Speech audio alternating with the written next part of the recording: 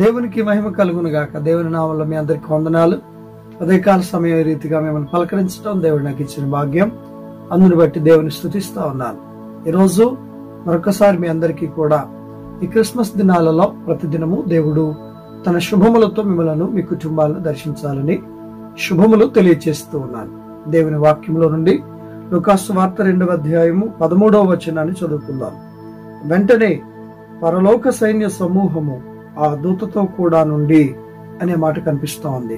ప్రియులారా, గొర్రెల కాపరులకు ఒక్క దూత ప్రత్యక్షతతో శుభవార్త తెలియచేయగానే ఆ శుభవార్త వినిన వెంటనే వారికి మరొక అద్భుతమైనటువంటి దృశ్యం కనిపించింది. ఏంటో తెలుసా అండి? పరలోక సైన్య సమూహము ఆ దూతతో కూడా ఉండగా వారు దర్శనాన్ని పొందారు.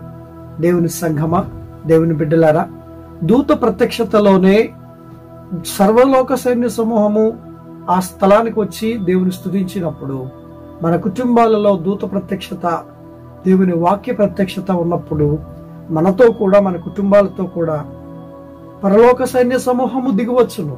మన కుటుంబాలకు, మన యొక్క కుటుంబాలలో ఉన్న ప్రతి ఒక్కొక్కరికి ఆ శుభములు, ఆ సంరక్షణ, ఆ కాపుదల సైన్య సమూహము ద్వారా దేవుడు మనకి ఇవ్వాలని కోరుకుంటున్నాడు. ఎంత అద్భుతం కదా! ఈరోజు ఆ సైన్య సమూహమే మనతో కూడా ఉండి ప్రభువుని మహిమపరచున్నట్లుగా మనం ప్రభువుని మహిమపరచుదాం. అట్టి దీవెన మనందరికీ సమృద్ధిగా దేవుడు దయచేయునుగాక. ఆమేన్.